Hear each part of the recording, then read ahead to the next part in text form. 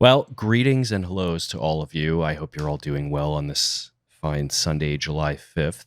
And I hope you had a great time yesterday. You're not betraying logic at all, Paul, by being here. In fact, I think that the more sequencers you know how to use, the more options and variety you'll have, with being able to put things together in different ways, and the more compatibility you'll have with other people.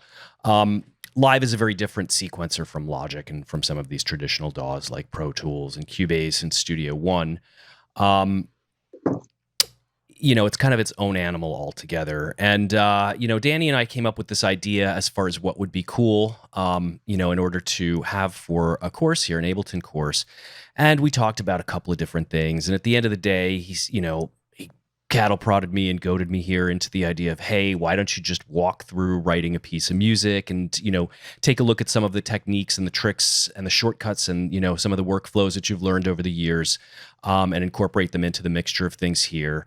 And we're really big fans of this live cooking show format where we kind of make stuff up on the fly as we're going. We know what we're doing before we start, but, the end result always is, a little bit different from exactly what the initial, vision was with all of it. But that's what makes the whole thing fun here. So basically, I've been using Ableton for a very long time. I've been using it since version 1 when it came out. And I use a variety of different DAWs as well. I actually, before Live came out, I had been using Logic and Cubase and Pro Tools, and I still continue to use them. And, the cool thing with a DAW like Ableton is that it incorporates very nicely into kind of pairing with other type of DAW, a more traditional type DAW like Logic or Cubase or Pro Tools. Somebody say something? No. Okay. So it's got its merits. It's very, very fast for putting things together. Some people who work with the more traditional style DAW, that are used to very sophisticated audio editing features that exist on the timeline, kind of run into some obstacles with it and aren't always able to circumvent and navigate around things. But, I use Live quite a bit, and I use it incorporated in with Cubase, and I use it with Logic also. And, like I said, I've been using it for a very long time, since before it ever had MIDI capabilities with it. Believe it or not, Live didn't have MIDI capabilities until about version 4, so it was strictly audio only. And it was at a time when another program had come out that was completely in-the-box music production. This was the Propellerhead Reason software. And Ableton Live and Reason were both distributed by M Audio back in the day when M Audio was its own company before it got purchased by InBrands. And the two worked very, very well together because the Reason software was able to accommodate all the virtual instruments in the studio. So your samplers, your drum machines, your synthesizers, your effects processors, and then Ableton was able to record audio, and Ableton worked as the tape recorder for the two in the combination. And this is really where I came from with this as far as how I learned how to use it. I actually had been working for Propellerhead for a number of years, and this was before Reason had audio capabilities. So, Live was always a part of the mixture and everything with it. And Live really kind of exploded, I would say, around version 4, version 5, and they went on this rampage of just incorporating all types of new features and workflows. And it's a very unorthodox approach to the way that, other DAWs work. And it's not really trying to imitate or mimic the other DAWs either. It's kind of trying to do its own thing. And sometimes some of the traditional things that we understand from working with other DAWs, such as parallel processing or grouping and buses and these types of things, aren't necessarily as evident in a DAW like Ableton. And, some of, coupled with that, some of the terminology that they use may be a little unorthodox as well, as far as how things work in comparison to, traditional DAWs. But I definitely, I'm a big fan of the program, and I have been for a long time. I will make this disclaimer at the beginning that, this is how I use it, is what we're going to see here. There is no right and wrong way. And, I'm not here trying to tell you that the way that I do this is the way that you have to do it. I'm going to show you some things that hopefully will give you some food for thought that you'll be able to incorporate into your own productions and your own ideas with it as you see how I work through all of this. So just as a quick question, just so I know who I'm talking to here, how many of you in the group use Ableton Live?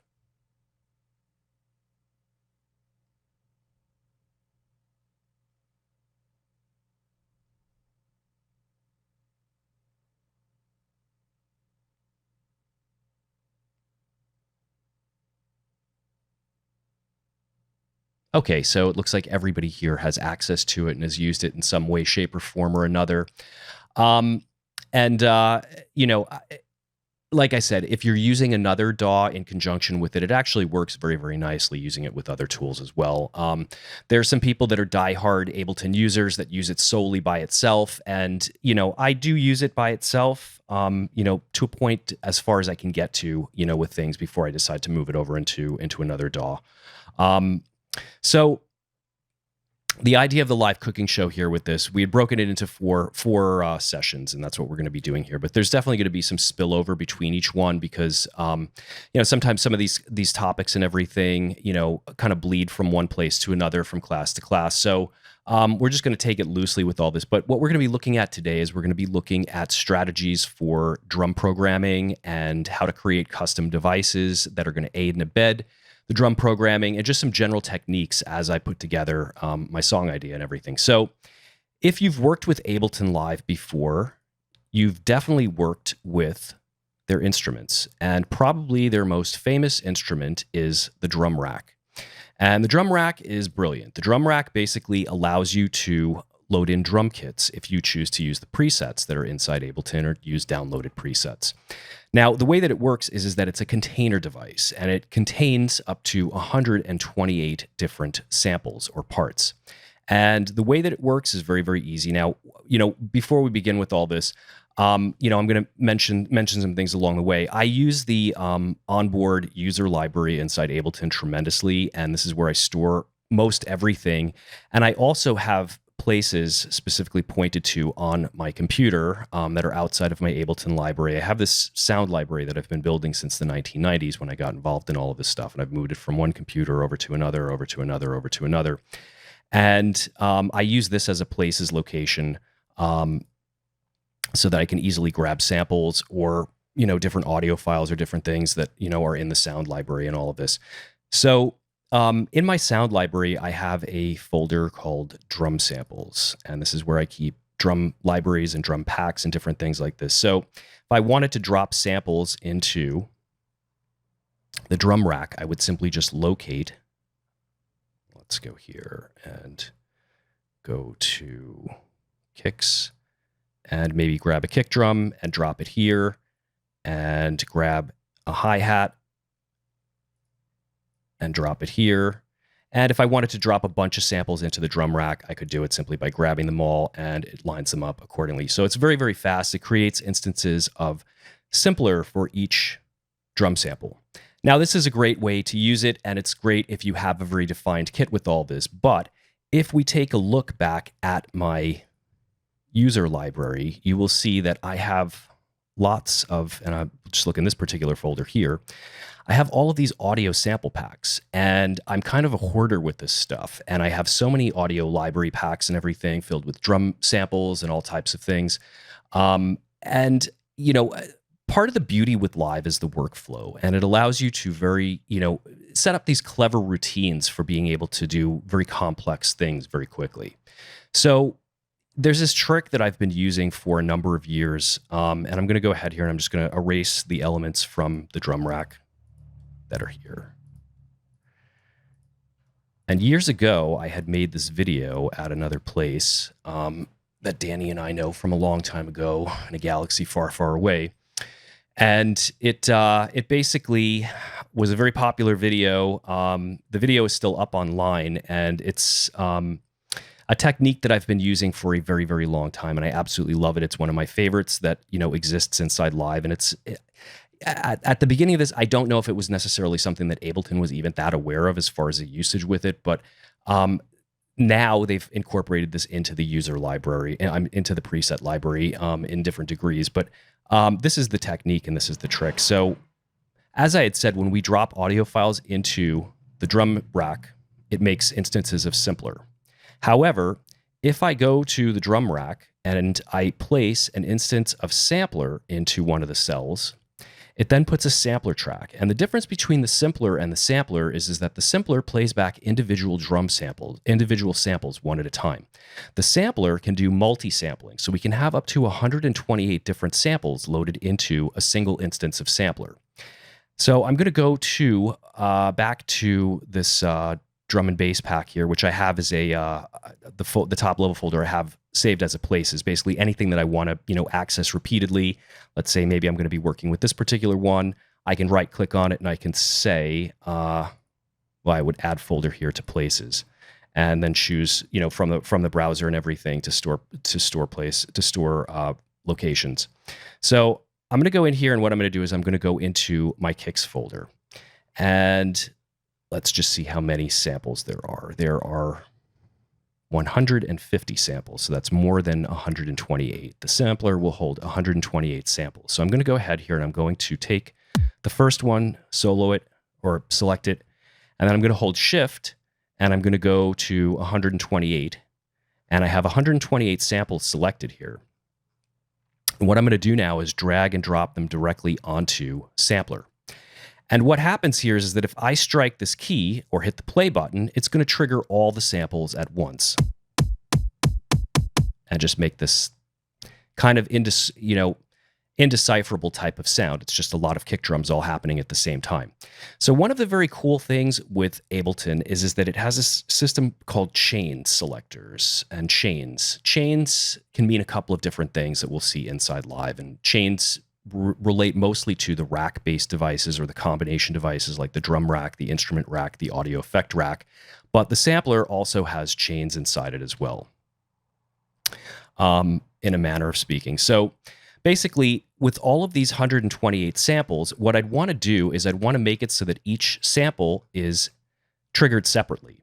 So in order to do that, while everything is selected here as far as all of these 128 samples, I will go here to the selector button and right-click in the field here and say distribute ranges equally. And then what it does is it makes a separate value or chain for each different sample. I would then expose the macro here at the top, or better yet, group the sampler device into its own instrument rack. And then I would go here and I would right-click and I would say map to macro 1. And what this allows for now is that if I were to go here and just put in a kick drum happening on the first and the third beat, and then play it back, I can roll through the dial now, and it selects between whichever kick drum I want.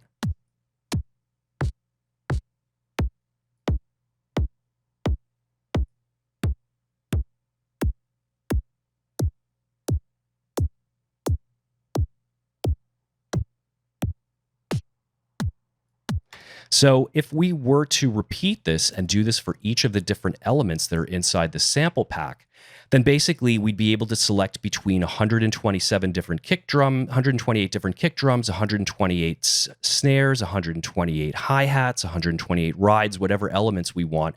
And we'd be able to do this very, very quickly. So then, because a lot of the drum beats follow a very similar kind of path. They're either going to be a 4 on the floor, straight beat as it's known, or they're going to be a broken beat.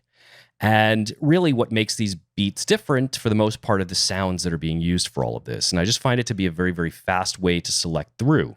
So I'm going to go ahead, and what I'm going to do is I'm going to create another instance of sampler, and I'm going to drop it here. And I'm going to go back here to my samples folder, and I'm going to go to snares now. And I'm going to go ahead here, and I'm going to select 128 snares.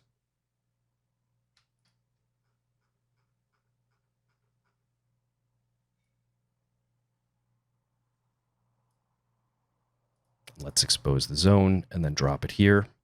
Then let's go back to the select. Let's right click and say distribute ranges equally. I'm going to take the sampler that houses the snares, and I'm going to group it together inside an instrument rack. Now you might be saying, why are you putting it inside an instrument rack? You have top level macros at the top of the drum rack where you could put, control for that. And the reason is because there are parameters that you are going to want to edit with inside any type of sample that are going to be regular parameters that are going to be pretty much every type of sample. You're going to want to have 2 desert island parameters to adjust. Anybody want to guess what those 2 desert island parameters might be? Just to make sure everyone hasn't fallen asleep yet. Decay is definitely one of them, so we'll say length of the sample or decay, and pitch is the other one. That is correct. So what I would do is, after I go ahead here and I map my sample selector to macro 1 here on this instrument rack. And if I go here, I go ahead and make the beat a little bit more interesting. Let's put the snares here and make a broken beat out of this.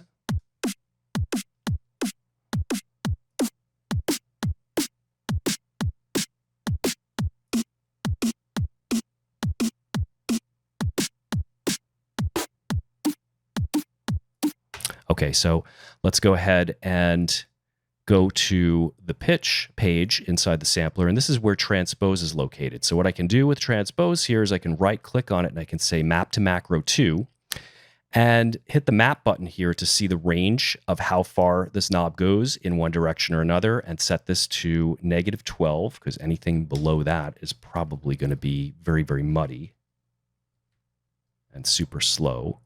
And I'm going to set this to +12. So it's an even octave above or below is what I would set this to.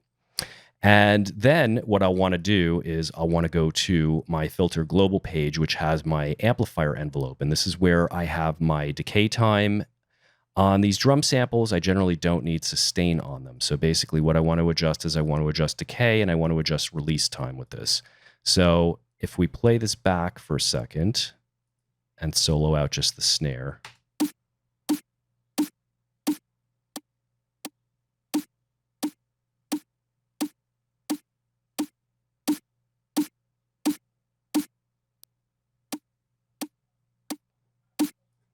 So that's the parameter that we're going to want to adjust. So I'm going to right click here and I'm going to say map to macro 3. And now I'm controlling the decay time. So I can very neatly color code things here so that each of the controls follows a color scheme. If I want to get super organized with this. So this is a very tedious thing that I'm going through here. And it's very important, though, because this is one of the, and I do not have velocity assigned here. So what I would set the velocity to is 35% is what they set it to inside the Ableton presets here for their drums and everything. So velocity, like I said, on both of them, I would need to set it to 35 because the default for the sampler doesn't have any of this. So this is a rather tedious process, but the beautiful thing with it is that you only really need to go through it once. I'm going to set one more part up here just so we can see the process one more time, just to be super, super clear on this. And I'm going to go to hats and I'm going to go to closed hats. Or it doesn't have an option, it's just hats in general. So let's go here and take 128 of them.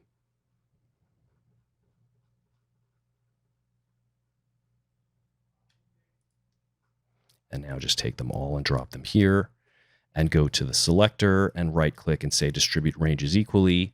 Then we're going to go here, take the hi-hat, we're going to group it, and we're going to set the sample selector to macro 1. We're going to go here and set the pitch to macro 2. And we're going to set the range to -12. And +12. And then we're going to go here and go to the decay. Let's take the sustain and pull it all the way down. Let's turn the release time up, and let's take the decay and map this to macro 3. And now, if I go ahead here and put my hi-hat into the mixture,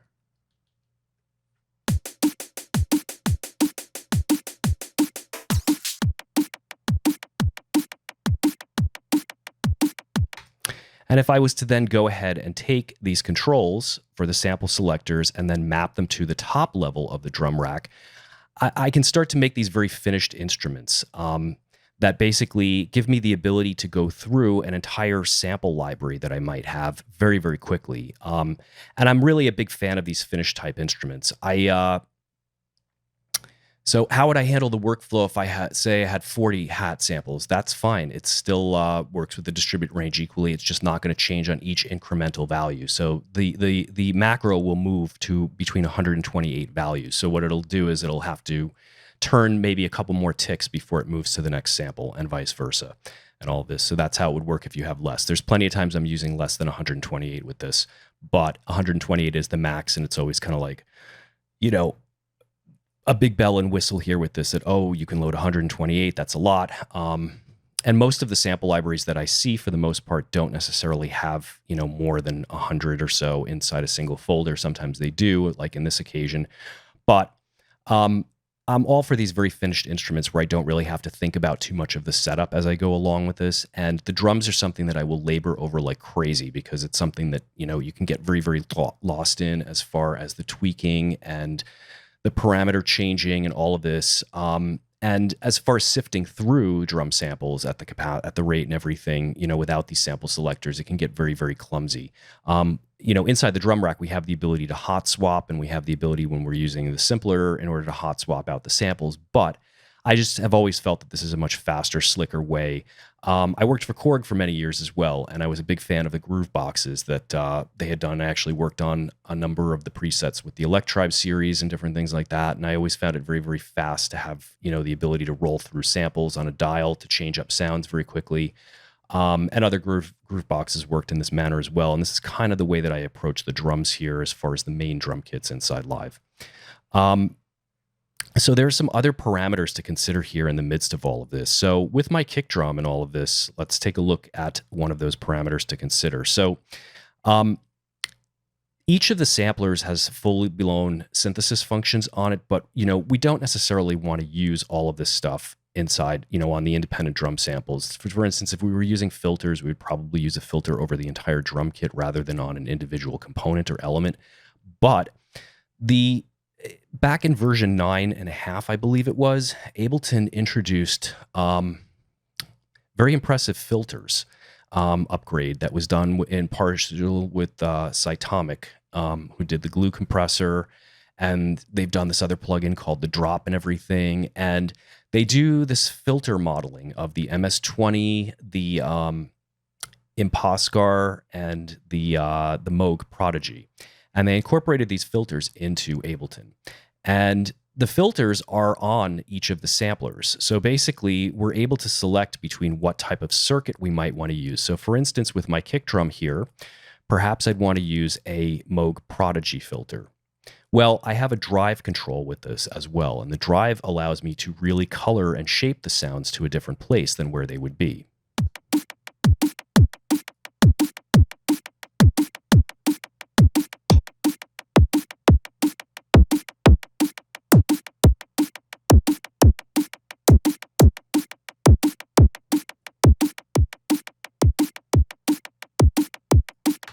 Now, in addition to that, I probably would want to have EQs set up for each of these parts as well, because I'd want to be able to shape the thing. So these are the things that I'm thinking about as I'm building these types of instruments, as far as what types of controls I'd want to have. So the drive control and the filter type is definitely something that I would probably want to have accessible from these top level macros, that I don't need to go digging inside the sampler every single time I want to make changes. So the filter circuit is definitely something that I would adjust here. The drive control is definitely something that I would have at the top level here as well. In addition to, let's go ahead and, while we're at this with the kick drum, we might as well assign the transpose, and we might as well assign the decay as well. So let's go here and assign this to macro 3, and then turn it all the way up. Turn the release time up.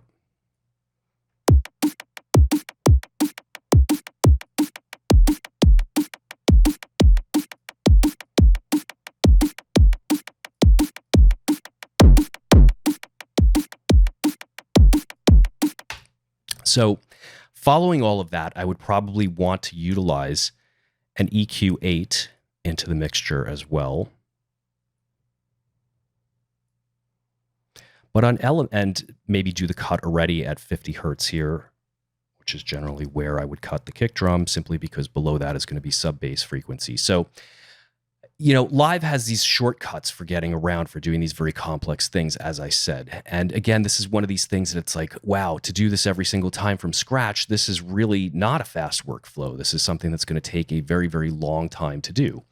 In addition to, the EQ, there are other things I might want to do to the kick drum. I might want to use a compressor on it. I might want to use distortion on it as well, in which case I could use any third-party plugin, or I can use the built-in stuff inside Live. For this case, what I'll do is maybe I'll go to the Isotope plugins and take an instance of Trash and put it here to follow the compressor.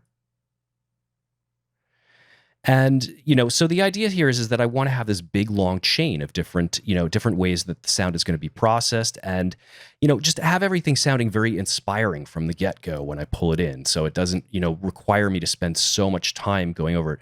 Because Live has a very modular type of approach to it. And it can, you can really go down the rabbit hole very deep with it, and it really allows for a tremendous amount of modification, customization right on the fly. And I think that, we're definitely tempted to do that as we go along. But I think that in situations like this where we're, we have a very directed thing that, so basically the story is, and, the directed focus with this is that I want a drum device that's going to have the ability to cycle through all of my samples for a particular given sound pack. I'm going to want to basically be able to edit and shape the pitch of those drum samples very, very quickly after things are sequenced. I'm going to want to be able to adjust the length of the samples as well. And I'm going to want to be able to adjust coloring for the individual components, such as distortion and drive. And I'm going to want to be able to EQ things as well. And in the EQ, just because I did the cut here and everything, it's not to say that I might not do a low shelf control here that basically gives it a little bit of a nudge before it cuts everything off the bottom of it. So, these are all controls and everything to consider and everything. And the beauty of these macros and these rack container devices inside Live is that it gives us the top level controls of what we think might be the most useful things to control for any given particular sound. So, this is really kind of where my mind goes with all of this as far as how I think about this. So, the main elements that I'd be doing coloring with also are going to be the kick drum and the snare drum. The hi-hats, not so much. The hi-hats definitely will have an EQ on them. So if I go here to the audio effects and I go right to the hi-hat, I'm going to do a cut on the bottom end so that it removes any of the bass frequency. And, there's different schools of thought with this too, as far as the mixing goes and everything. That some people like to say, oh, well, I'll do this after everything is put together. I kind of like to do it as things are being put together. That way I get a more defined picture of what the sound is going to be. Critics of Ableton Live say that the sound gets very muddy and can start to sound kind of trashy. If you've worked with some of these other DAWs like Cubase or Pro Tools or Logic, which for whatever reason, they seem to keep separation a little bit better and are a little bit more forgiving with separation, even when we don't utilize EQ or dynamics processors or things like that. Live, for whatever reason, I don't know, either Live is more transparent and more true to the way that the sound is, or the others are coloring the sound, or I don't know what it is. But whatever it is, we have to figure out a way how to work around it if we want to use all of these tools together. So the EQing is vital for me with Ableton, and everything that I deal with, I'm dealing with EQ. So with the hats, even though we know that the hi-hats are happening in a higher frequency range, there's still low frequency bleed through that happens with the hi-hats. So any way that we can clean this up and get the whole thing organized before, we get into an actual proper mix down process with this is gonna be beneficial. So that's kind of my idea and my take on the drum rack. So I call these things final drum racks is what I call them. Final in the respect that, oh, you'll never need to make another drum rack again if you have this one sample pack and you have it loaded with all of this stuff. So I'm going to go ahead here and I'm going to create a new MIDI track. And on this next MIDI track, I'm going to go to my user library. And inside my user library, I have a drum kits folder. And inside that folder, I have another subfolder called Final Drum Racks. And nearly every sample pack that I've taken off the internet or wherever else I might have gotten it from, I've turned into a final drum rack. So I have tons of these things just ready to go. So I want to show you what a finished one looks like here as far as how it works and how we deal with it once it's finished, because this is the other thing too. For all that work that I went through with all of this, you might be saying, oh my God, I'd have to do this every single time I got a new sample pack and go through this from the beginning to the end of what you're showing here. That's nuts. I don't think I want to do that. So there are shortcuts with this. So I'm going to go to this Black Octopus kit and I'm going to put it here, and it's going to take a second. Actually, that loaded very, very quickly. So as you can see, the way that it's set up is that I have all of the cells loaded with different samplers, instances of samplers. And I have the selections available at the top level here for the different elements. And I have other elements that don't have top level selections, but inside they have selections. So for instance, the ride and the crash and all of this. And If we take a look at the kick drum, we scroll down, you'll see that I'm using the EQ and I'm also using a utility device. The utility device is very, very important inside Live because it allows us to make monoized versions of the audio. Live does not really work in the true sense of stereo and mono. Everything is stereo inside Live. So, the way that it works is that in order to narrow the stereo field with this, we use this utility device.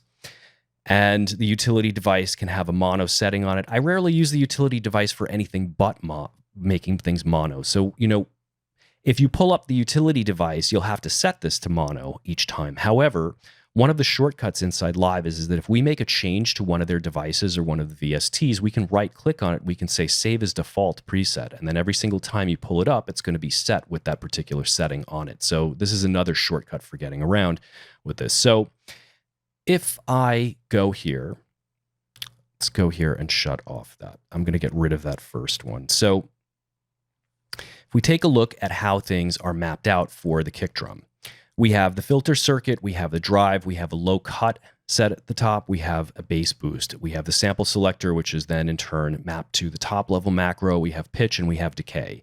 And if we jump through the rest of them, you'll see that the snare is slightly different. I have the ability to turn the snare into a monoized version if I wanted.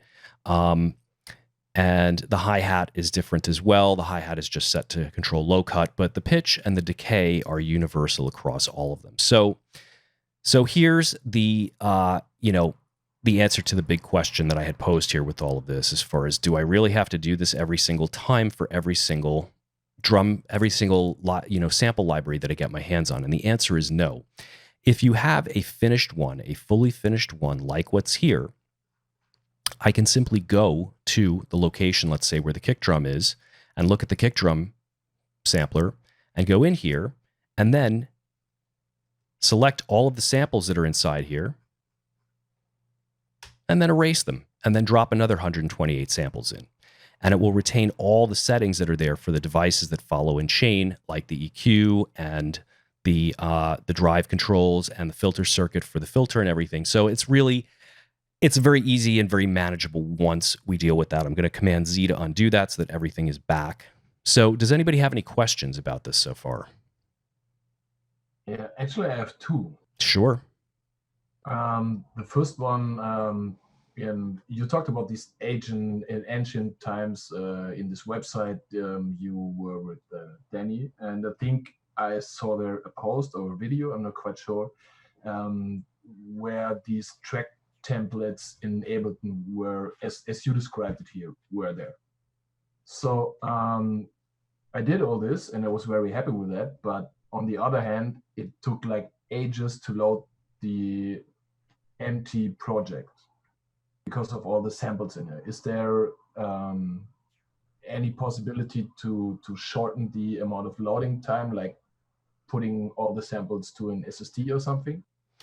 Well, I definitely would recommend having everything go, running off of an SSD at this point in time. The way that Live and most of these programs have been in development at this point in time has been, being tested off of SSDs. As far as the moving hard drives go, I know that you can get larger amounts of size for a smaller price, but I have yet to have a moving hard drive that has not failed.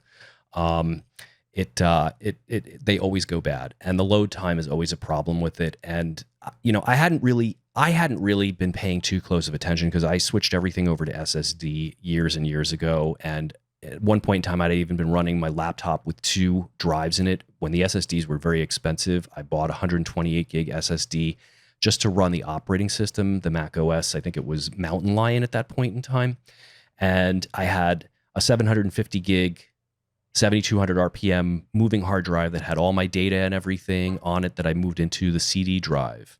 And what happened was the moving hard drive failed and I lost everything on the drive. I could have taken it to a recovery system for $2,500 for them to try to recover what was there without any guarantee whatsoever. And at that point in time, I just made the decision that everything has to be SSD. And I did some tech work for somebody last year who is using Windows 10 and using Ableton Live, the latest version. and using moving hard drives. And this was a nightmarish experience. I could not believe what I had seen with this, and I didn't want to believe that it worked as badly as it did. So, my recommendation always would be to use SSDs with this. And as far as this whole loading thing goes with all of it, as far as the amount of time that it takes with this, I'm working on a much faster computer right now than I have had in a long time. The processor it's basically like a Hackintosh Mac Mini, or Mac Mini Pro, if you want to consider it that, what I have here, but it's the same basic processor as what's in a Mac Mini tweaked. But before all of this, I had been doing this on a 2012 quad-core MacBook Pro from, the unibody days when everything came apart. So it's an older processor, but it was able to handle all of this stuff. But I had updated everything to SSD and maxed out the RAM, and that was how I got around all this. But sometimes it can take a little bit of while with the loading time and everything, depending on how many parts and how many samples. This particular one that I put in here does have quite a bit going on. It's each of the samplers is completely loaded with this. So Scott is asking, when I drag audio files into a rack like this, does it reference the original location or the audio files, or does it make a copy? It references the original location. And then what happens is that if I save the song and then do a collect all and save, it will collect everything separately and save it into the folder where the project is, and that's where it will reference the audio files from then. So that's how it works. But it is not making a copy until I say collect all and save. So you said you had two questions, Marcus? Yes. The second one would be, I used to use the drum rack frequently, and I was pretty fine with it until the point I started to mix and master in another DAW. And for me, I had a really hard time to extract the kick, extract the snare, extract the tra-la-la-la-la. And then I was, okay, fuck the drum rack. I just do MIDI tracks and export it that way. Is there a better way to do it, or? Well, once we have parts sequenced out inside the drum rack, we can right click on any chain and we can say extract chain, and it will pull it out of the drum rack and make its own separate track that I can then use like I would use in any other DAW. You're fucking kidding me right now. It's just a right click. No, I'm not kidding you. This is no. It's again, there's a lot of things that are inside Live that are, and I know people who've used it for a very long time that, they use it in a certain way and they never see some of these features. And I'm telling you right now, there's lots of things that I still continue to see with it that I'm like, I didn't even know that it could do that, or how did I not know that it could do this? And it's because it simply hasn't been something that's been necessary for me in order to use it. So yeah, we can extract chains out of the drum rack once we have it, set up like this in order to separate things outside of the container itself. So that's how we do it. So inside Live, there are two sequencers, and basically, the one we're looking at right now is what's known as the session view. And the session view is basically what I consider to be like a pattern mode. Like if you've used an MPC or one of these Groovebox drum machines or something like this, it's very much like throwing spaghetti at the wall, and allows us to throw, very simple, small musical ideas together very quickly to create a bigger project and everything. And the other view is the linear timeline, or the arrangement view. And this is basically the musical timeline that's represented from left to right. This is pretty much where we have to put the song together. But I think that people get very caught up in this, this one's for this and this one's for that kind of mentality with this. And it's really not that way. Both sequencers work in tandem with each other. And the idea is that you're going to see me doing a lot of going back and forth here with all of this, because there's certain things that I can do on the linear timeline that I cannot do inside the pattern mode here that, are going to really make quite a big difference with putting things together. For instance, if I wanted to drop a sample specifically at some certain point where things are running in the session view, the sample would always have to start at the beginning of when the clips play back or when the scene plays back. So there's a situation where I would put things together inside the timeline or arrangement view. So I'm going to go ahead here, and what I'm going to do is I'm going to quickly sequence out a drum beat here, and we're going to dial in the sounds that I might want for this. So I'm going to do a broken beat drum and bass kind of thing here. We'll be running at 174 beats per minute. I'm going to go ahead and I'm going to put my hi-hats in. I'm going to put 4 of them in here. And then what I want to do is I want to adjust my velocity for them. So if I hold down the command button, it flips to the velocity tool. And I'm going to use this strong beat, weak beat type of programming where it goes strong beat, weak beat, stronger beat than the second one. And then the third one is going to be the weakest beat out of them. And then what I'm going to do is I'm going to highlight this and I'm going to copy it along. Let's go ahead and just make sure that my velocity is set to react with the hi-hat, because that would be a showstopper here if I don't have any velocity assigned, and I do not. So let's go ahead here and set this to 35. And you might be saying, what is the significance of this 35? I've seen you set it before with this. And as I mentioned before, as far as Ableton's programming and presets go, 35 is typically what they have all of their drum programming devices set to. And this is the place where things, are in a perfectly reactive state to all of this, where things don't get too loud, they don't get too soft. So let's fire off the drum beat and let's cycle through some of the sounds here in order to achieve the beat that I want.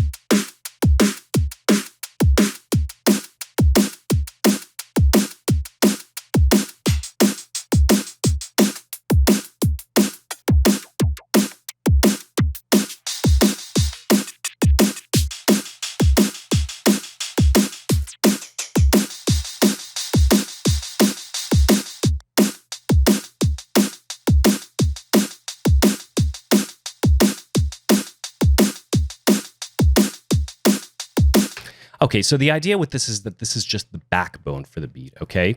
Now, like I said, I go back and forth between the two views, so I'm going to hold down the click and hold the clip, and I'm going to drop it here into the timeline. You've all seen this.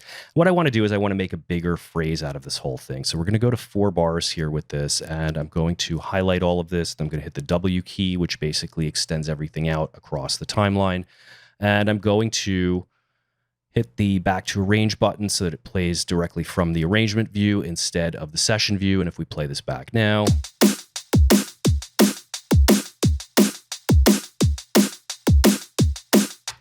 and there's actually one other thing that I want to do here with this. I'm going to go ahead and I'm going to take these two and join them together. So I'm going to make 2 separate 2-bar phrases.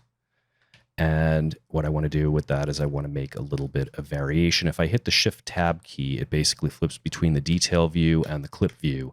And basically, yours may show up smaller at the bottom and everything. I find this to be completely claustrophobic, and I have a very hard time working with it. So I extend my detail view up all the way. And then when I hit the Shift Tab, it brings it up all the way. And the option Command L hides and shows the bottom. Drag racing out on my street. Sorry about that.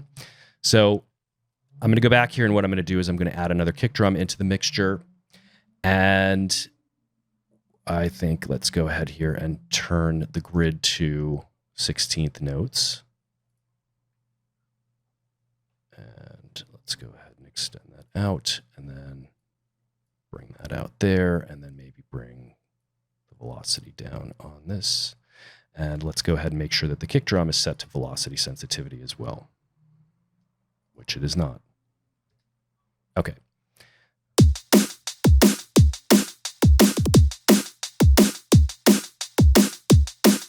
Now, the idea with this is that this is just the backbone for the whole thing. This is not the real beat. So not the whole beat, I should say. It's going to be where the strong kick and where the strong snare and everything come from with all of this. So I'm going to add one more element and component into the whole thing. What I want to do is I want to add a ride into it. So I'm going to go ahead here and I'm going to grab all of the hi-hat notes and I'm going to just double them with the ride. And let's go ahead here into this one and let's do it also for the hi-hat. So let's drag that up.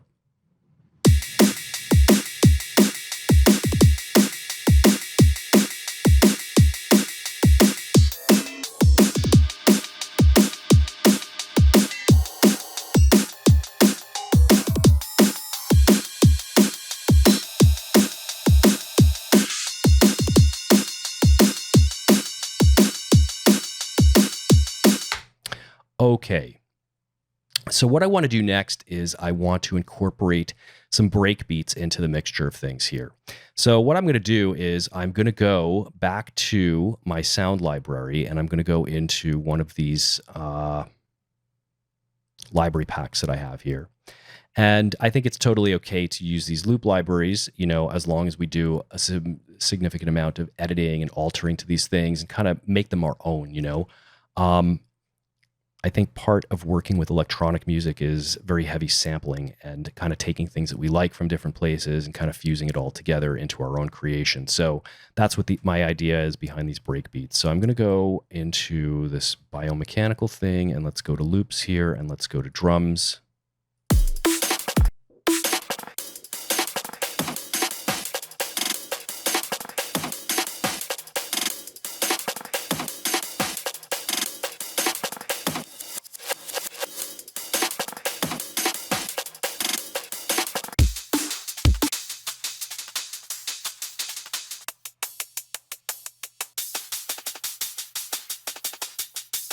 So I have these top loops here in this library, and this is what I want to incorporate into the mixture here. So I'm going to go and pick a couple of them that work. Let's take this and drop it over. And this is part of the beauty of Ableton Live, the fact that everything stretches exactly to the tempo of whatever we're working in. And now we have audio here on the timeline. I'm going to go ahead here and I'm going to pull up the EQ8, and I'm going to do Command F to do EQ8 here. And I'm going to drop it into mixture and cut the bottom end off. And if we play this back now,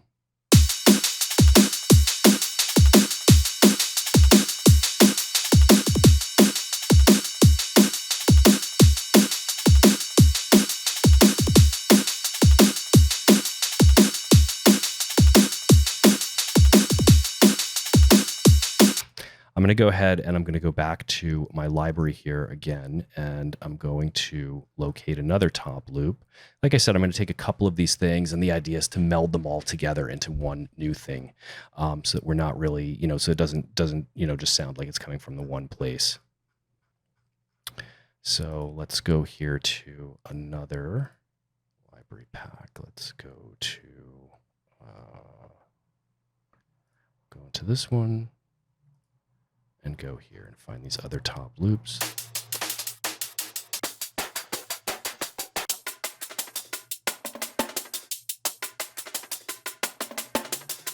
We'll drop that one. And I might delete some of these, who knows? We'll know when we get there, but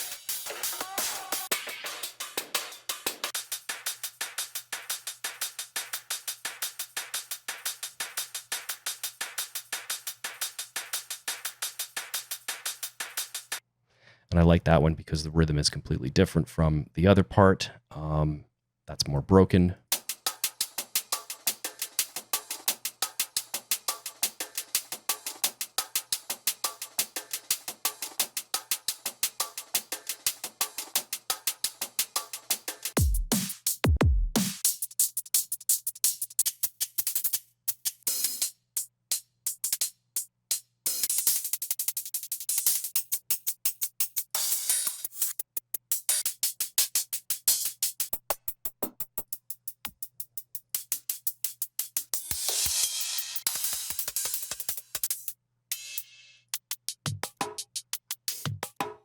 So what I'm looking for is I want to find something that's got a little bit more snare material in it, so it's not necessarily just hi-hat material. So let's jump into another one of these packs here. Let's go to the Sonic Mechanics thing, and let's take a look here inside the wave loops and go to the drum loops.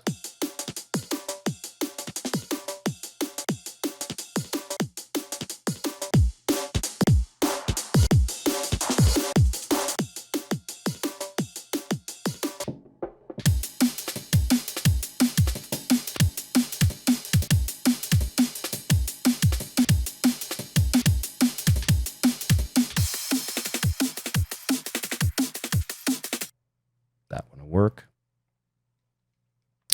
Okay, so what I need to do now is I need to go ahead and remember I put a low cut EQ onto each of the different parts here. I'm going to go ahead and do it onto each of these tracks. So the easier way to do this is to go here to the session view and simply option click and drop these to each of the subsequent tracks that I want it to go on. So let's go ahead and play these guys back against the main drum beat.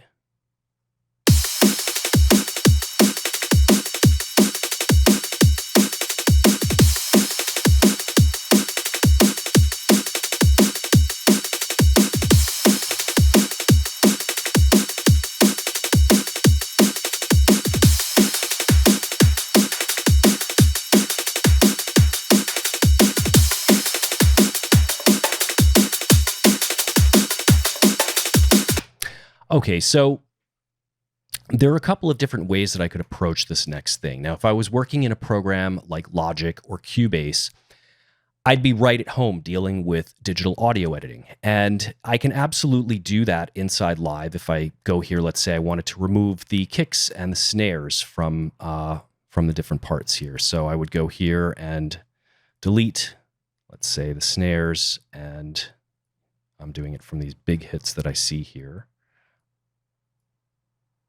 And this way I'm using just the sequenced kick and snare that I added into the mixture myself.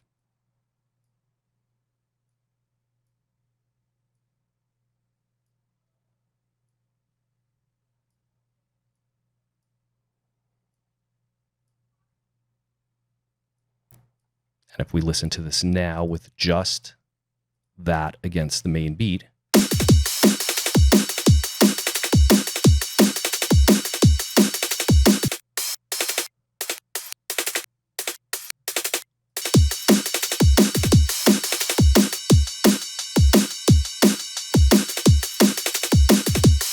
so that would work all fine and dandy, but there's actually some other controls that I might want to have over this as far as what I could do to that particular loop. Does anybody want to make some guesses as far as what I might want to control for that particular loop?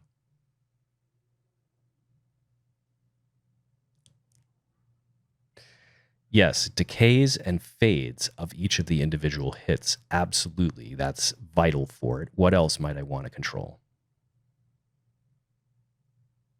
Pitch, absolutely. Anything else? Yes, filter.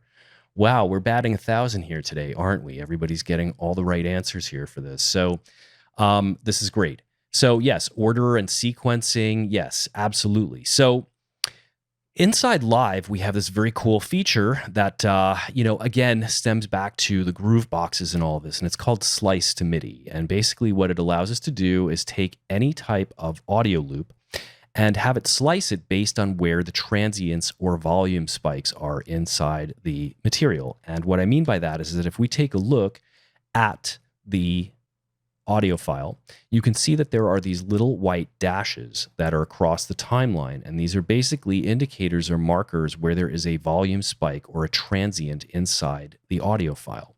And this is actually part of how Live does its magic as far as the warping, which makes everything match to the tempo and everything. And it's basically, when we do the slice to MIDI, the slices are done at the transients here. So it's going to make individual clean slices. Now, in a situation where let's say that there was another hit here and we didn't have a transient, we can actually go in and we can right click and we can insert our own transients in, or we can delete transients as well. The one thing that it does not have that is kind of on my wish list for Live 11 or Live 10.5 would be a way to preview each of these transient hits so that I would know exactly what each one does. And to my knowledge, the only thing that does this, the only thing that I've found that does this well, or does it in an easy manner that I've been able to figure out, is Cubase. But, that's another story altogether. But anyways, again, we look at the strengths, not the weaknesses, or maybe we look at the weaknesses and the strengths, but we realize how to get around the weaknesses and all of this. But so the slice to MIDI is a very, very cool feature. And the way that it works is that if I right click here, I can say slice to MIDI.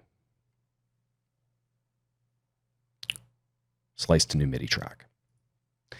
So It allows us to create slices based on the warp markers, based on the transients, based on the bar, on then divisions. So the divisions can go by bar, half bar, quarter note, eighth note, 16th, or 32nd note. Again, we want to do this by transient.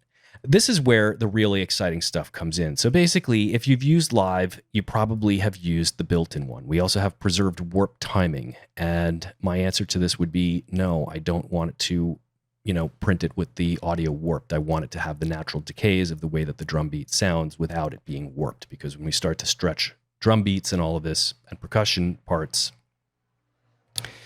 they start to not sound as good as they did before we did that. So we want to preserve the natural decays of it. So if we say, okay, what happens is it's going to analyze it and it's going to slice it, and it can do up to, anybody, 128 slices because it fits inside a drum rack.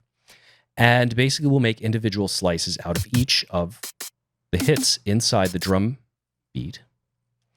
And it also makes a resulting MIDI file so that it will play back exactly how it's supposed to play back. And if we play this back here like this,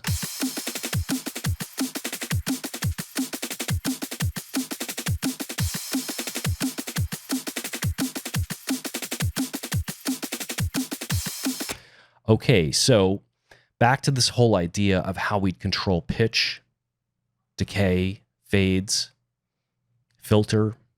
We already know the order and everything. We can change the order simply by going in here into the MIDI and simply erasing slices or adding slices or moving slices around in different places. It's kind of like when we're dealing with sliced up audio and we're moving the pieces around, except we're dealing with it with MIDI.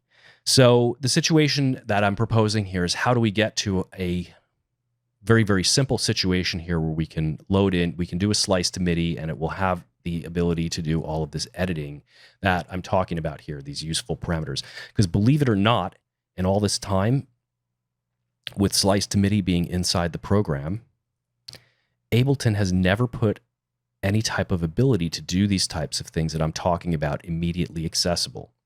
So what I have done is I have gone ahead and created my own slicing preset. So basically, the way that it works is that if I go here now, let me get rid of the slice that I did with the built-in. If I go here and I right-click and I say Slice to New MIDI Track, I can go here to my slicing preset and go to CP Slicer 0 Velocity 9.5. Let's make sure that's it. Yes. And then I say OK.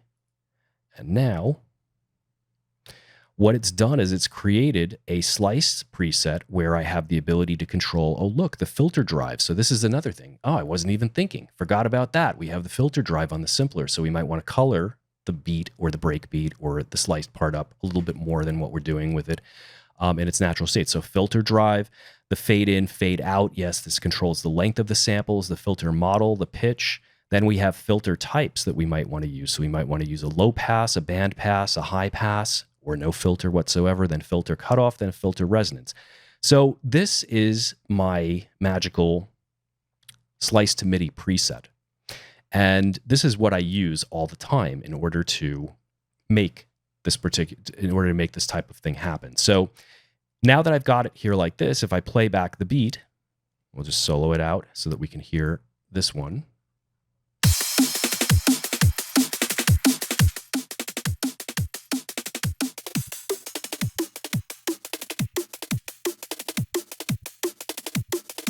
And I made a little bit of a mistake here because I did let's actually redo it one more time because I think that I had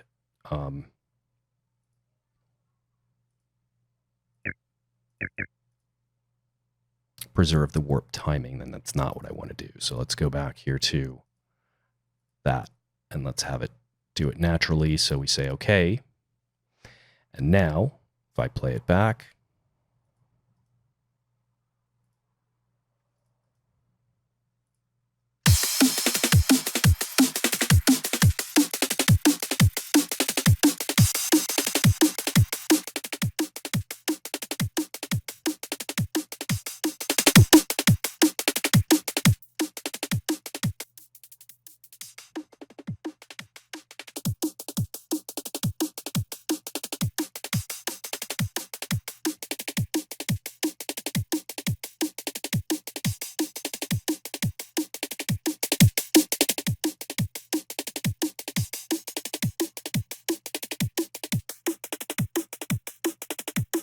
So just like that, I can transform any type of audio that I might want to slice.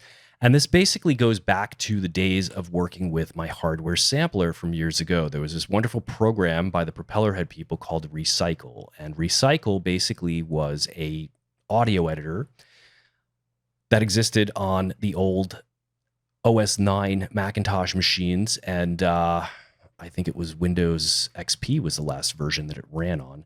But basically, it was brilliant because what it did was it analyzed transients as far as what was going on inside the audio file. And then what it would do is it would use this antiquated connection that some of you may remember. I don't know how old everybody is here that's in this group. Danny will know exactly what I'm talking about.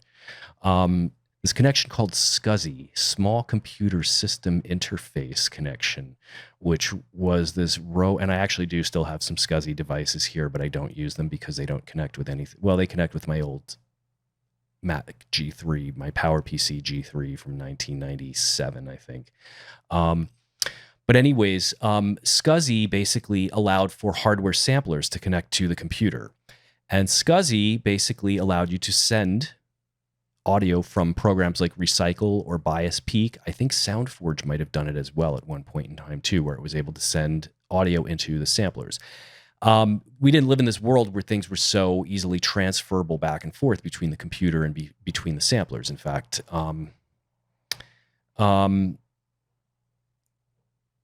scusi is sorry in Italian. Yes, I think so, right?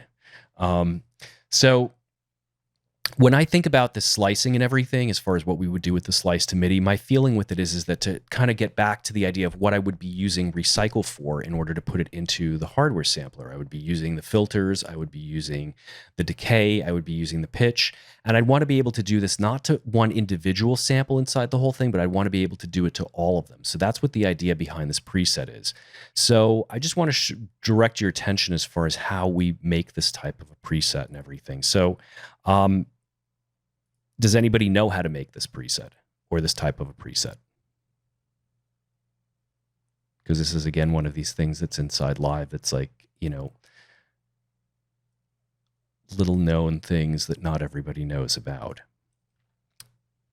Okay. So if we go to our user library, and where we're going to go to is, I believe it is presets.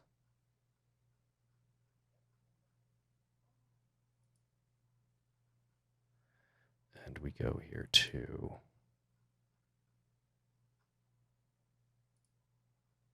instruments. I'm sorry, defaults is where we're going. And if we go into slicing here, this is where we can keep our presets.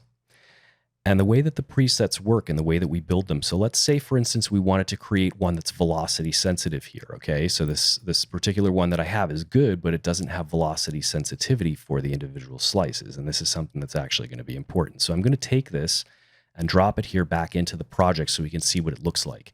So basically, the way that the slicing presets work is that you set up the first device inside the slice and set it how you want it. So if you have things mapped out in a certain way, like for instance, on this one instance of Simpler, I have the fade in, fade out mapped. I have it set to one shot. I have the pitch mapped out with the transpose control here. I have the filter type mapped out here. I have that mapped out here.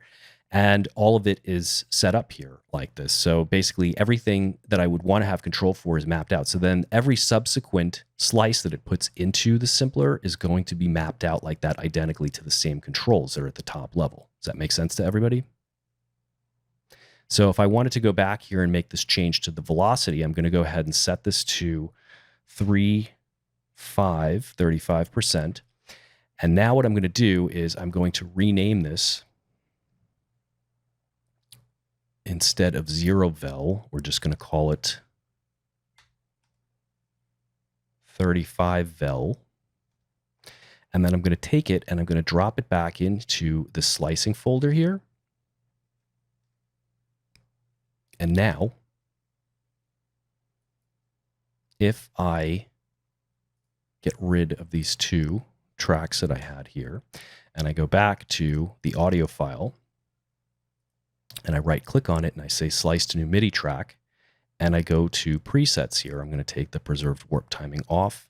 We now see that my preset is there for the 35% velocity. So now it's going to be a velocity sensitive slice that has all of the mapping set up for it. So this is, again, one of these shortcut things that I highly recommend setting up for yourselves, because it just makes the process so much easier. And depending on how many slices you might have in a particular audio file, to go in and be able to adjust the pitch on each part or the length on each part is incredibly tedious. And it's one of the last things you'll want to be doing in the middle of the creation process. And that's one of the things about Live that I can say is very different from the other programs. It's once you get going with it and you have things ready to go, it's very fast, and it's got a fun factor with it that just, is hard to ignore, comparatively speaking, to the way that some of the other programs work. They're all fun, but sometimes things get very tedious as far as doing things. And just thinking about doing what I'm doing here and all of it, there are other ways to do this in these other programs, but it's definitely not as fast as it is inside Live. And that's, where the workflow comes into play.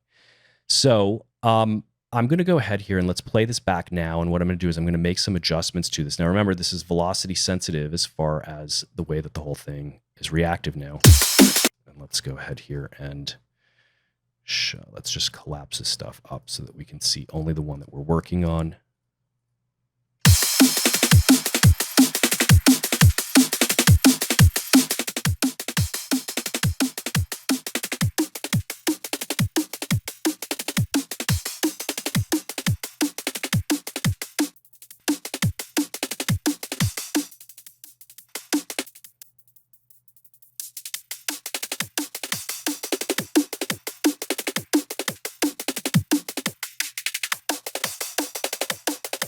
And now what I want to do is I want to eliminate some of the hits out of here. So I'm going to get rid of the kicks and I'm going to get rid of the snares so I can see where they are on the timeline. It's going to be the 1, beat 4,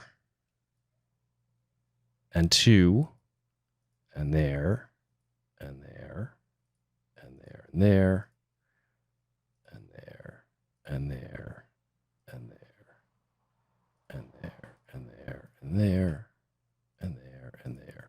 And those are all the kicks and the snares. Now I can erase them, or I can hit the 0 key to deactivate them so that we don't hear them in the mixture of things, so that I can always bring them back. And if we play it back now,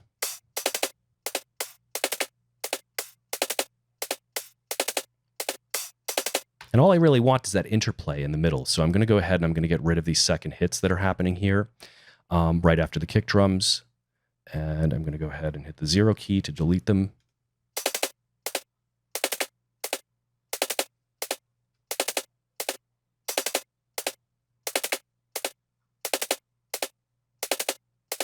And it's just that tiny little element that I want to go against my drum beat here that I think is going to make all the difference with this, because we're going to hear this ghosting and this interplay with the drum beat.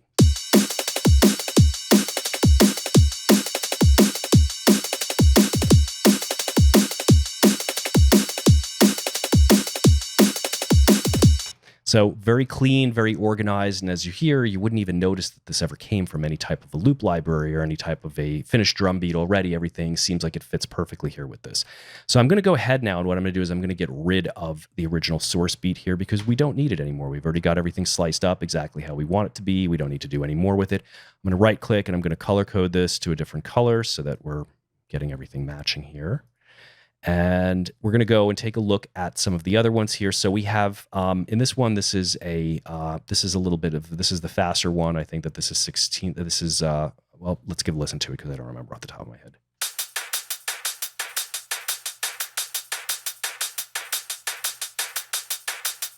Okay, so we're going to right click on this and we're going to slice it to a new MIDI track. And we're going to leave it a transient. We're going to change it to my built-in one here with 35%. And we're going to say, okay, slice it. And now, and if I take a look at both the MIDI and the audio against each other, you can see that everything is sliced the way it is because all of the audio hits line up with where all of the MIDI hits are inside the resulting MIDI file. So everything is lined up. So let's give a listen back to this.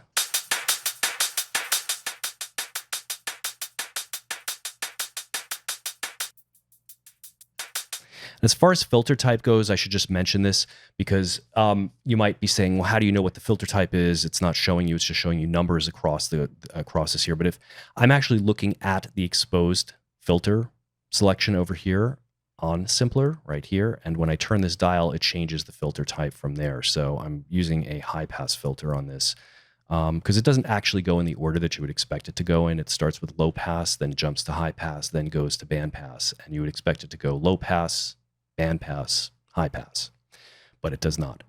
So that's what I'm looking at here. And I want to run this through a high pass filter.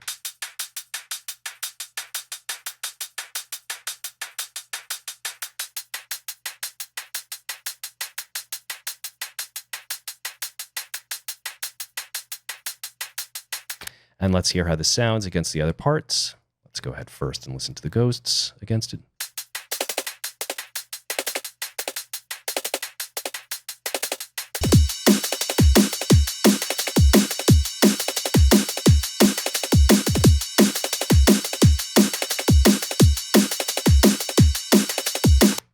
Okay, let's get rid of the original one. And let's keep the slice here. Now let's take a look at the next one. And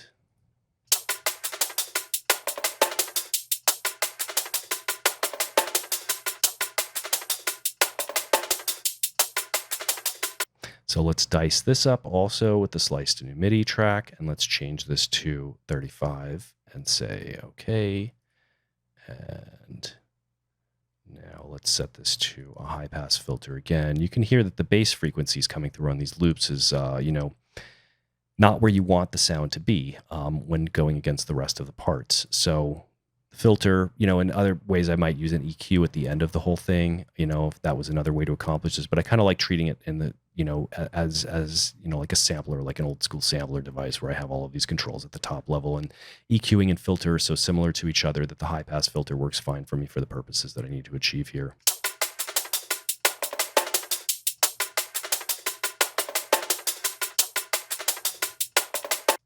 And let's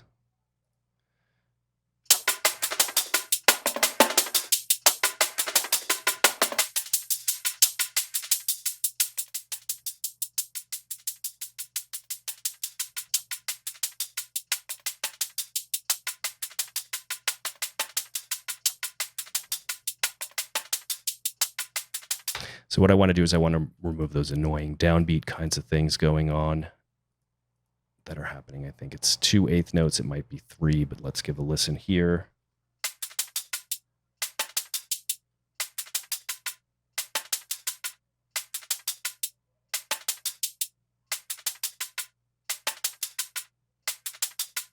And let's actually go and get rid of a couple more slices out of the mixture here.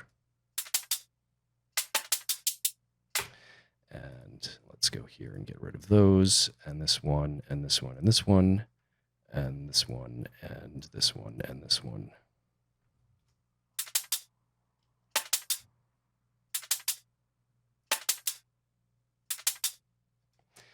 So as you can hear, it's teeny tiny little pieces that I want to extract from each of these loops to make for a new Frankenstein kind of loop out of all of this.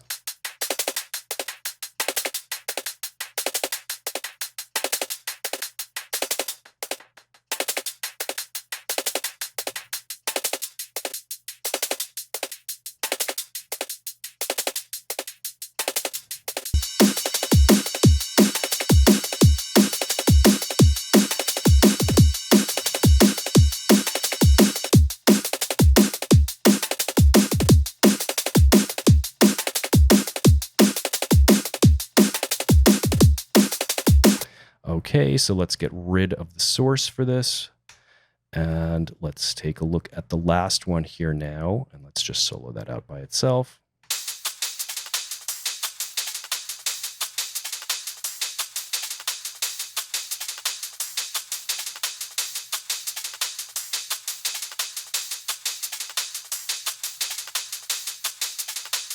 So there's these 3 kind of crashes here that are almost like rides that I want to take from all of this. And I don't really want to use the entire loop itself again. So, and I'm just kind of speaking out loud, mentioning as far as what elements I would take from it. and what I don't want to take from it. So let's go ahead here and set this to 35 and turn off the preserved warp timing and say okay. And now let's just slice this. Let's take a quick look here. Okay, so now let's go ahead here and solo this one out, and let's play it back. And what we're going to do is go into the MIDI here, and we're going to shut off some of the slices.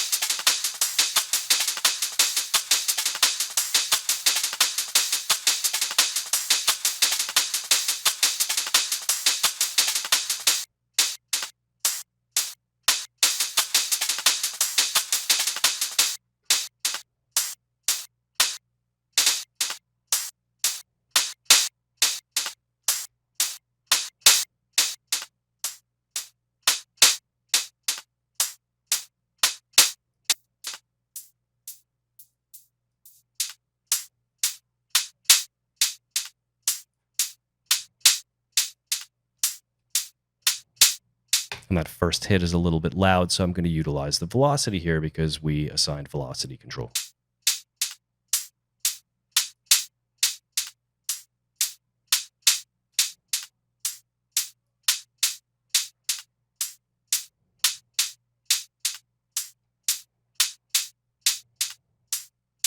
Let's first hear how it sounds against the main beat.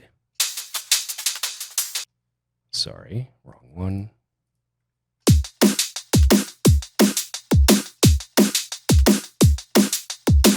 Okay, so let's get rid of the source. And now let's listen to everything together.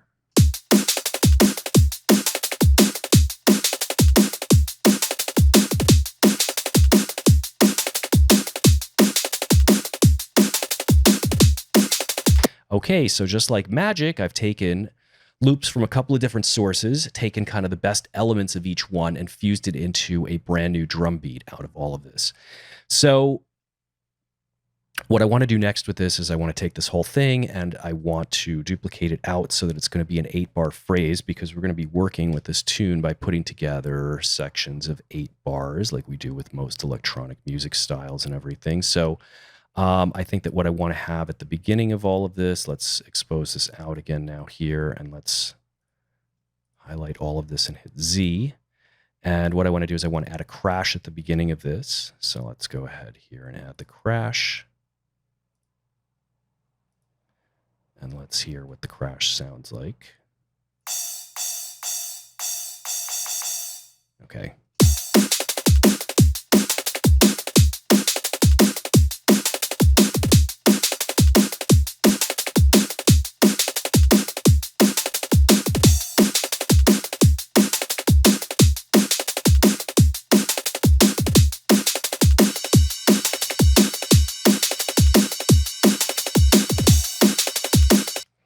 Okay, so what I want to do with this now is I want to take this whole idea and I want to tuck it away nicely so that I can work on additional parts for the tune. Like I said, the arrangement view and the session view work very well when you use them in tandem with each other. It's not about using one versus the other. A lot of people like to say, oh, this is for live performance and this is where you perform your music.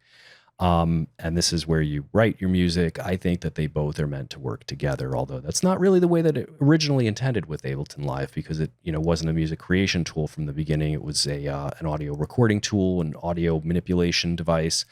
But I think that, people have warmed to the session view idea of working with patterns and everything, and it's really kind of incorporated itself into the workflow. But I don't think it was the initial intention with how they put the program together. So what I'm going to do is, there's a couple of different ways that I can do this. I'm going to take all of the parts here, and what I'm going to do is I'm going to do a Command J so that they are joined together and it is solid pieces for the entire clips on the tracks all the way across from measure 1 through measure 8. And then I can click and hold and simply drag them all back to a brand new scene here where everything can be fired off.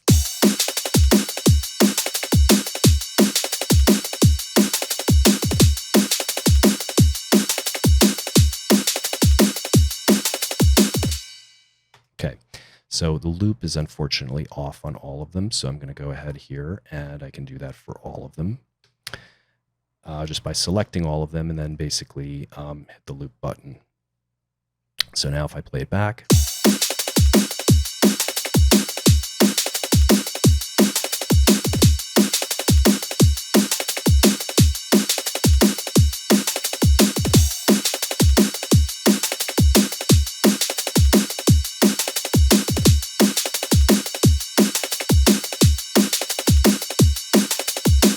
Okay.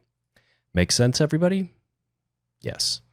Okay, so what I want to do now is I want to treat this drum, all these drum parts as one single drum beat is what I want to do. So the way that I'm going to do it is I'm going to take all of the tracks here and I'm going to right click and I'm going to say group tracks.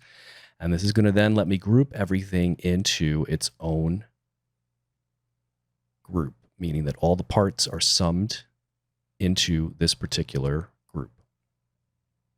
So it's all controlled by this master mute button.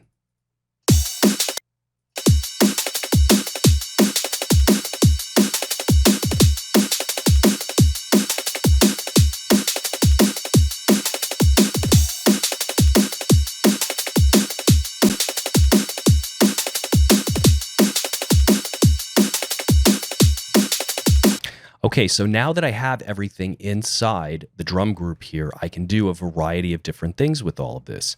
And like I said, I like to do the mixing and the sound shaping as I go along with all of this because I'm guilty of this. I get into this habit with live where I start to add too much into it and it starts to get a little bit on the muddy sounding kind of things and starts to lose clarity. So I like to mix as I go along with all of this. So there's some usual suspects of devices that I'm going to want to have on the drum bus. That's going to be an EQ, 8 definitely, and I'm going to go ahead and cut everything below 40. And what I want to do now is, one of the unique things about Ableton that's different from, say, a Pro Tools or a Logic or a Cubase. I didn't say Studio One because Studio One actually does it, but individual tracks can be split, meaning that we can have parallel channels going on the same track, and this is incredibly useful and powerful.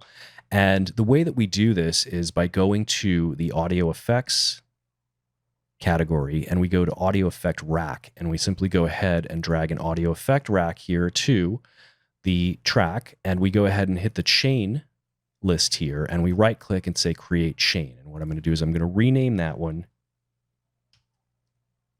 dry. So that means that we don't have any effects on it. We don't have anything happening with that particular one. Now what I want to do is I want to create another chain here. And on this next chain, what I want to do is I want to utilize one of the built-in devices inside Live, which is what's known as the drum bus. And the drum bus basically allows us a variety of different controls. There's a couple of different things that the drum bus allows us to do. It allows us to do compression, it allows us to do transient shaping, and it also allows us to do this thing that years ago, there was only this one device that did this, and it's in the Waves package for those of you that use Waves, and it's called Max Bass is what it's called. And what it does is it adds a synthetic sub-bass layer into whatever the material is that's going through it and everything. And that's kind of what they've done here with the drum bus. So there's this boom control here that allows us to add this synthetic bass into it. So there's a dry wet control here on the drum bus, and you might say, well, why did you make it a separate chain here altogether if you have a dry wet control? Does anybody want to guess what might be missing from the drum bus that I might want to do that I wouldn't be able to do if I had it on a single chain? I'll guess. So my guess with all of this is that I might want to EQ what's coming out of that drum bus separately. So if I go here, I'm going to take the EQ and I'm going to option click and drag it here so that there's one that follows the drum bus on that second chain. And the first chain is dry, the second one follows that, okay? So what I want to do with the drum bus device is I might want to use some compression, but really more so what I want to do is I want to use the transient shaper. And the transient shaper is going to allow me to accentuate the hits or the body out of the whole thing. So basically, As I play this back, and I'm going to pull the volume levels down on both of these at the same time as well. So I'm actually going to pull it down on the parallel chain a little bit. And we're going to go ahead and adjust the transient shaper with this.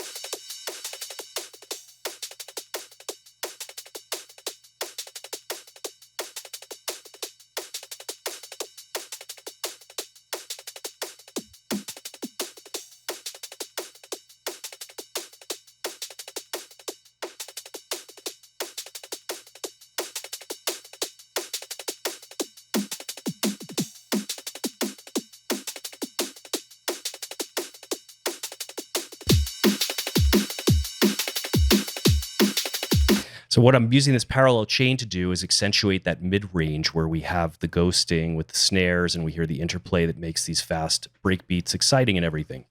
So now that I've got the channel split here, and let's call this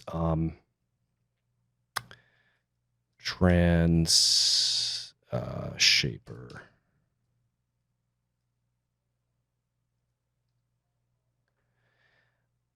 I can now hide these chains, and now I can do processing that kind of melds everything together and glues the entire bus together. So I'm going to go ahead here and I'm going to pull up a couple of VST plugins that I like to use very, very much. So I'm going to go to my plugins here, and I'm going to go to Softtube, and I'm going to pull up this saturation knob, which I don't know how many of you have, but it's free, and it is absolutely one of the best plugins out there. And the fact that it's free makes it even that much better. But basically what it is it's a saturation control. So now that I've got the two chains processed separately, I can glue them together with this saturation control.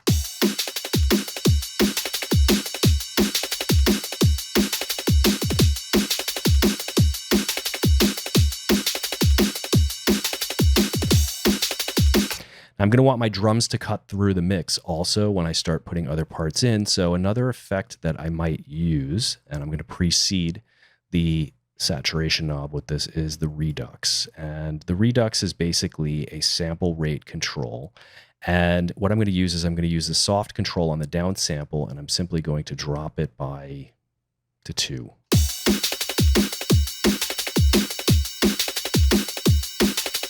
And I want to make two variations of this drum beat. I want to make one that has the ride in it and one that does not have the ride in it. So I'm going to go ahead and take all of this, duplicate it, and then in this instance of it, I'm going to go back up here to the ride, and I'm going to hit 0, and now it's muted out, and now we have a version of it without the ride in it.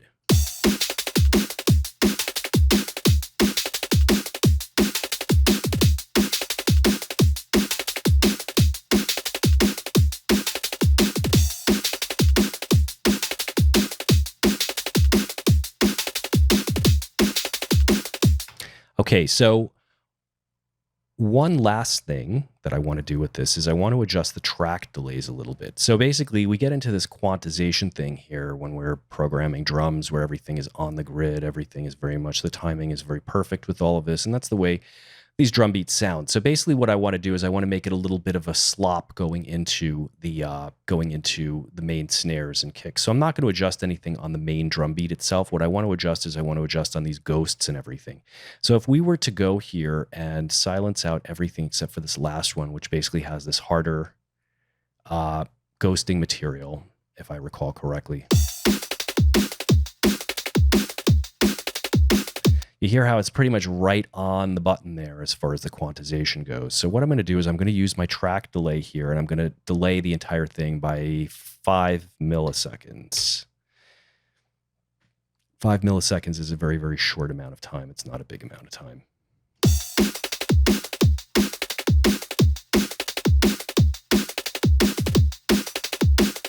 So you can kind of hear that it snaps a little bit more into the main snare and everything when it hits on the fourth beat and all of this. So let's see what's on the second one here.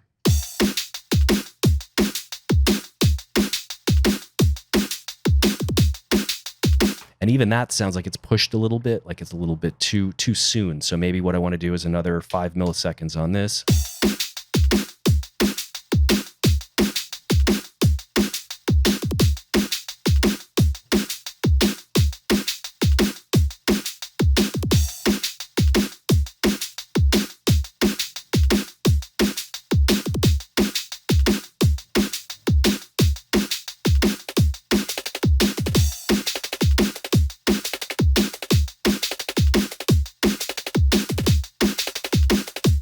Now let's listen to the third one here.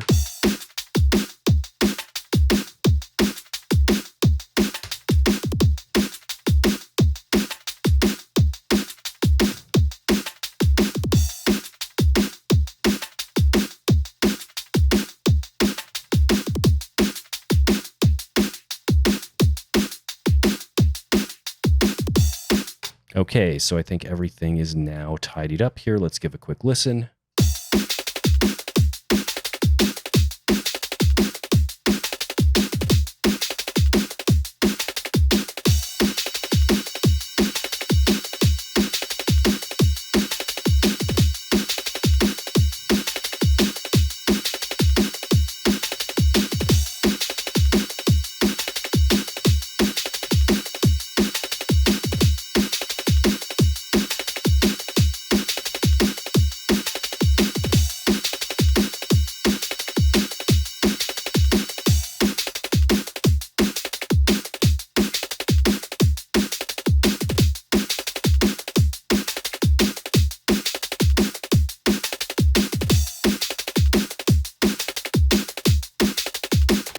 Okay, so I think that that's a good place to stop for today. I want to open up the floor up to any questions here as far as what you've seen here today. Like I said, each of these times that we gather here is going to be a different section of things. We're going to be working on the melodic material next time, so we'll be figuring out how to, looking at some tips and techniques for writing chord progressions or incorporating chords and harmonic material. We'll be looking at a whole thing with bass as well.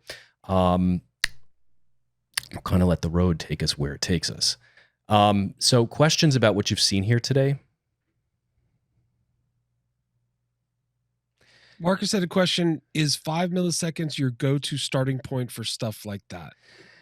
Well, you have to be careful with things at faster tempos with all of this. So basically at faster tempos, I'm trying to do less as far as the milliseconds go, because then it's going to start to sound really sloppy, like it's dragging, like the drums can't keep up with it.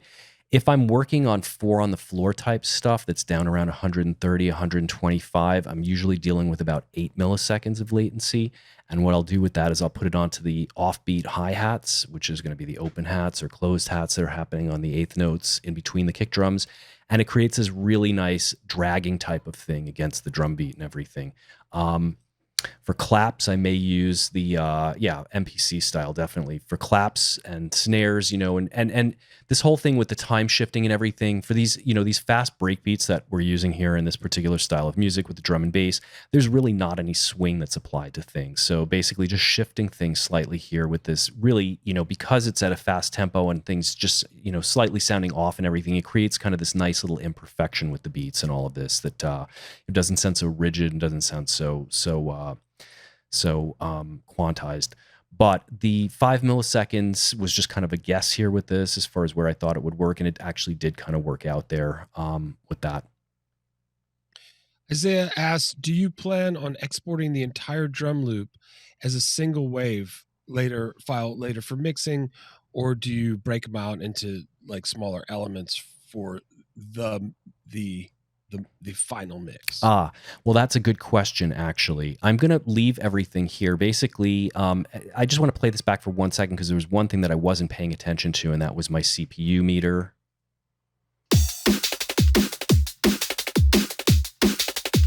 So what I want to do is I want to bring my CPU down to absolutely nothing here with this. So what I'm going to do is I'm going to highlight all of the tracks contained in the group. We cannot do this to groups. We can only do this to the individual tracks contained within, and I'm going to utilize Live's freeze track function. And the freeze track function is brilliant because we can still move pieces around, we can still edit on the timeline and everything, and it pretty much reduces the CPU to absolutely nothing. So we've got plenty of headroom here to play with and everything. So as far as exporting the entire drum loop as a single wave file or later for mixing, no, what I would do is I would take the elements out of the drum beat here, the kick drum, this this backbone beat as we'll call it and everything, which is pretty much like the drum backbone for the beat and everything. I will export the individual chains here when I'm ready at a point and everything. But for the purpose of right now where we're at, I may come up with some sort of an idea here in the music writing process that I want to change some of the hits around or something like that. So I'm just going to leave everything as is for the moment here right now. And this is just like a starting point here for the drums and everything. But I'm probably going to want to reshape where the drum hits are happening, for certain, maybe to go with certain elements that are happening in the bass part and with the other musical parts. Other questions? Also, no, this video will be posted. We try to do it usually 24, 48 hours kind of thing. And as you're watching the video, and I think a lot of you have been doing this, feel free to put a question directly in the comment section of the course as you're watching the video, and Chris will see those and he'll be able to also answer them there. So, and for those who are not able to attend live, please use that functionality because it's actually really, really cool. And sometimes you're in the middle of watching the video and that's the moment that the question hits you. So just put in the comments. And the nice thing is then everyone who also may have had that question gets to see the answer. So it works well. Now, there's actually one big thing that we, haven't done here that, we can take a look at here with the drums and everything that, I skipped my mind, but I'm looking at it now as I'm looking at the whole thing. And the fact that we haven't added any spatial types of effects to the hi-hats or to the snares or anything like this. We have return channels on the outside, but the way that the drum rack works is that it has internal sends and returns inside it. So I would need to unfreeze the drum rack here, and I can just go as easily in and out of the freezing process as I want. And if I go here and I expose the chains, there's this button that appears here called S and R, and this shows us the return tracks then. So inside my drum rack, I actually have return tracks set up because this is how I finish these tracks off. How I finish the devices off. I have the return channel set up inside. And if we expose the inside of the drum rack itself on the channels, you'll see that there are sends that go to the internal ones. So maybe let's just solo out the drum beat here, and maybe what I want to do is apply a little bit of reverb to the hat.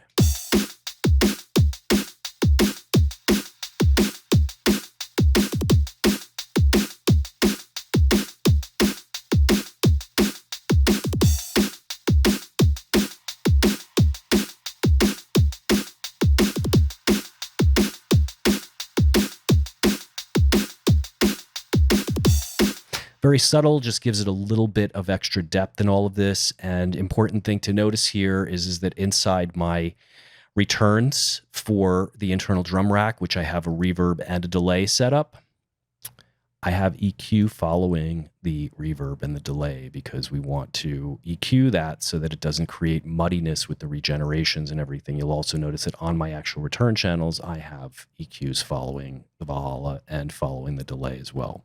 So very important to remember this. But yes, Scott, the internal returns and sends on the drum rack, I don't know why I keep forgetting that too, but it's there.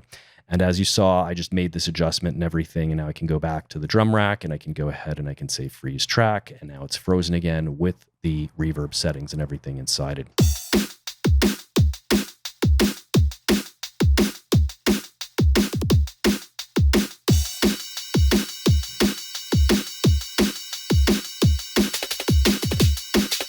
And the beautiful part with this, like I said, is that having this type of device here where I can change elements on the fly, I may decide next week that, you know what, I hate the kick drum that we used here. I don't like the snare. I can simply just roll the dial to select a different kick drum that might be better for whatever I'm creating at that point in time that's going to fit. So this is the flexibility with live that, I like very, very much. Like I said, it's not impossible to do this stuff inside the other programs, but to say you had the kick drum laid out as audio inside a Logic track or inside a Studio One track and everything, and to go and sift through, maybe to try out, to audition a dozen different types of kick drums to see if something works better, that can get a bit messy. Doing it. So the workflow and the speed and fluidity with the way that this works is just something that it's kind of like a drug that you get addicted to, that you can't stop taking. I wouldn't know anything about that, but that's what I've heard people say about live. Do I bake the effects in when I extract it out of the drum rack for mixing purposes? You can extract the return channels as well. And as long as you set the value to the same thing when you pull it on the outside, what it's going to do is that if I was to go here to the drum rack and I was to extract you see it shows the return channels here at the end of the drum rack. As long as I have the return channels exposed. If I do not have return channels exposed here in the interface, then it does not show them. I can extract these chains as well. So it will basically put them in line with the other return tracks over on the right-hand side, and I would just need to set the values to what they had been when they were set internally here with this. So I just need to make a mental note that, the hi-hat is set to minus 23.4, and the snares are set to minus 22.8 and minus 27. So, but yeah, I mean, the organization and the way that you can, set up these incredibly complex, things to get started and get going. Because to do what I did right here, in another program where I was dealing with audio, or if I was sifting through different samples to try things out, would have taken a lot longer to do. And, just having everything set up, there is a routine that we go through all the time when we do this stuff. And this whole business with the EQing and changing the pitch and changing the decay and all of this stuff, I've always been a big fan of these top level controls, where you have these macros and you can just, alter and shape the sound, tailor it and everything to exactly how you want it to be. If you have a push or a push two, this type of device, obviously gives you top level controls to basically be able to control, what samples are happening, for each different part and everything. So it makes it very, because it works in a series of eight knobs as well, to match the macros that are inside live. So how many of you have seen this technique and trick before? And you're asking, can I automate and map the macros for different kick sounds and hat sounds on the fly for creative possibilities? Absolutely. All of it can be recorded, it can be drawn in, and it can be changed on the fly. That's the beauty of the whole thing. So if I wanted to twist the drum beat around to a different thing, I absolutely could while it's, in the middle of the song or whatever. So very, very flexible.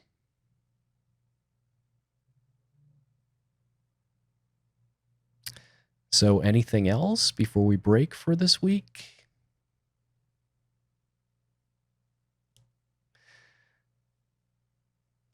Anything else, Danny?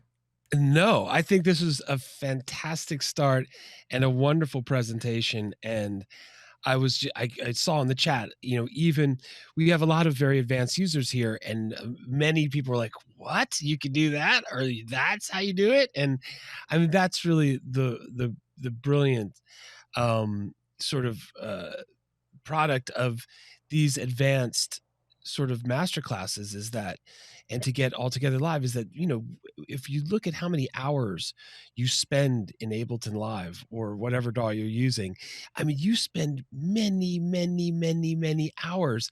So anytime you can get a workflow trick or find something that's hidden in a right click that saves you time or changes, I mean, it's just gold. And I think there are a number of moments, in addition just to a cool way of organizing your libraries and having them accessible, and then also sort of creating templates so that you don't have to do all the handiwork every time from scratch. I thought it was a great presentation and a wonderful start. Well, thank you. And the question for you, do you use push? I have a push 2 here that Ableton was kind enough to donate to me. I don't really use it that much. It's more so a centerpiece here, to keep in the studio and everything. There's certain things I use it for. I like the drum programming on it, where I can go ahead and step and put drum beats into it. I think that that's very cute as far as having that. I also use it to roll the dials, but as far as inputting musical parts, I don't know, called me old fashioned. I prefer using the keyboard to do it, or my MIDI guitar, or some sort of a musical instrument. The pads never really did it for me as far as being able to play in musical parts. However, the slice to MIDI functionality and everything that I can do with it, to play different parts in, definitely does come in handy and everything. But again, I can do it from keys. I would say the push is fun, but it's not. I wouldn't say it's an absolutely vital, essential, necessary thing to it. There's a lot of things you cannot do with it, that you have to go back to the computer to deal with. But it does make it is a nice companion to the Ableton Live system, and some people absolutely love it. So I'm not really a person to go as far as the the be all end all with all of this. I'm kind of weird in my own way that I have things with this. So I don't know. So the workflow inside Live is very fast. And as far as, like I said, there is no right and wrong way to use the program. This is just kind of how I use it and everything, and how I've developed schemes. My feeling with it too is that when I set out to do music, a lot of times I get, off this deep end with the drum programming and everything, and go into this very deep place that, takes me too far into the drum programming. And a lot of times, when I sit down for an initial idea, it's really, the idea is more than just the drum beat. And I want to get the drum beat going very, very fast. It's going to be edited, okay? What we did here today, this was just setting up the preliminary thing. I don't know how it's going to work when we put the rest of the music against it. I may change up certain things to it. There's probably going to be another drum beat that complements this that I'll build in quickly to go from an A-B part back and forth with this. But, it's the speed. It's the speed and the fluidity. And as far as working with loops and everything goes, I wouldn't necessarily... say that I'm terribly big on loops and everything. I would say for certain styles of music with programming and everything, with drums, I like to take little bits and snips and pieces from places and everything. But again, my suggestion would be to build one of these monster drum rack devices that has everything set up for, for the kick, the snare, and all of that stuff. And then you can just basically plug in your own samples as you want. And before you know it, you'll have a ton of kits like this. I have them for house music and for techno and for other broken beat styles and dubstep and trap and all of this and everything. And it just makes it so, I don't know. It gives me the nostalgic feeling of working with a hardware groove box, where it's just like I'm not really thinking too much about going in and mouse clicking and changing things around. I can just turn the dial and change up a sound very, very quickly. And again, these two top level controls inside the drum rack of for each drum sound, of being able to edit and alter the pitch and the transpose and all of this are vital. As far as the slicing goes with all of this and everything, I would definitely make sure that you build a preset out that allows you to do this type of slicing, where you have the top level controls, because that's really what that type of slicing is supposed to be controlled as. I'm a big kind of history buff with this stuff, and I sort of like to take, mirror some of the things that I've seen in hardware over the years, and put them into the way that the software workflow goes. I've never understood it why they don't have a preset that doesn't have those types of controls for the slicing, because those would always be the most useful to me. I would say if you want, for homework, build one of the monster drum racks and slice to own MIDI preset. But I think you should have them on hand anyways, if you're going to be living inside Live and doing stuff with it, because it just makes the workflow so much easier, so much faster. All right. Amazing. Well, wonderful to see everybody out on a Sunday. Nice big crowd. Wonderful to see everyone. Thank you for coming out. And just a fantastic presentation, Chris. Thank you so much. And everyone, have a safe week. And we'll see you again right here on Sunday, next Sunday. Thank you, everyone.